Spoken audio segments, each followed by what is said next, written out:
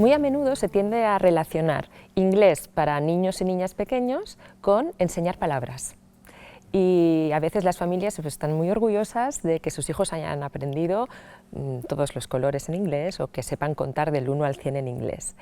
En Kids and Us no ponemos el foco únicamente o principalmente en aprender palabras, sino que para nosotros lo más importante es que nuestro alumnado aprenda estructuras, frases.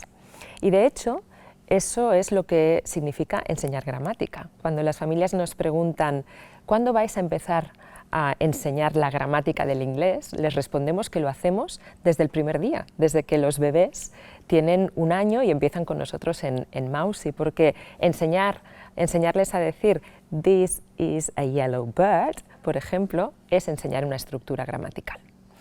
Esto es muy importante porque al final, durante estos primeros años de vida, nuestro alumnado está incorporando la gramática de manera inconsciente, a través de la práctica, de la repetición, y llega un momento en el que cuando les enseñamos explícitamente que la tercera persona del singular en el presente simple lleva una S al final del verbo, ellos esto ya lo saben y nos dicen sí, es que esto ya lo sé, porque lo vengo utilizando durante muchos años.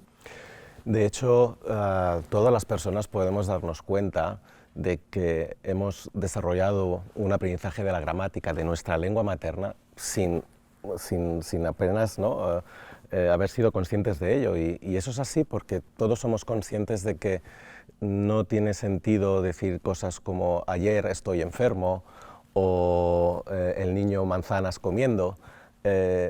La gramática, ¿no? Tenemos esa capacidad precisamente en ese sistema de aprendizaje, ¿no? Para que tiene el cerebro, ¿no? Esa predisposición que tenemos a aprender la lengua materna, incluye el aprendizaje de la gramática también de una manera espontánea y natural.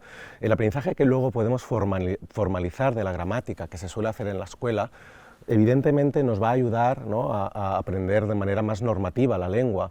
Pero en un proceso como el que propone Kids and Us, de aprender la lengua de manera natural, también tiene sentido que esa enseñanza explícita de la gramática llegue más tarde, cuando en realidad la mayor parte de esa gramática el niño o la niña ya lo han adquirido, ¿no? De una forma espontánea.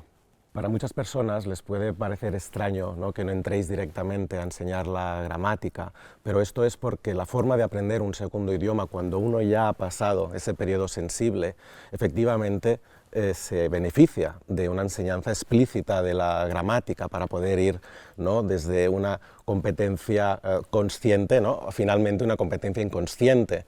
Pero cuando estáis utilizando un método natural, en realidad es al revés. Empiezas desde la competencia inconsciente, estás aprendiendo gramática sin darte cuenta, ¿no? Gracias a que el cerebro te permite hacer eso.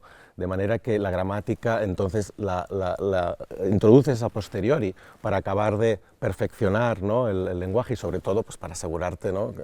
que sea correcto normativamente. Y así es en Kids and Us, efectivamente. No es que no enseñemos gramática explícitamente nunca, lo hacemos cuando el cerebro de nuestro alumnado está preparado para poderlo hacer sin que ello suponga una confusión o un sinsentido. Pero es verdad que cuando eso ocurre ya tienen la mayor parte de la gramática o las reglas principales muy interiorizadas. Hace poco escuchábamos el testimonio, el caso real de una alumna de Kids and Us que nos decía, es que yo sé que lo que me suena bien en inglés es correcto, porque ha desarrollado lo que nosotros llamamos estos reflejos lingüísticos o esta intuición que siempre acaba siendo acertada. Es que esa es otra de las ventajas de aprender el idioma, no utilizando el periodo sensible, aprendes la gramática sin darte cuenta.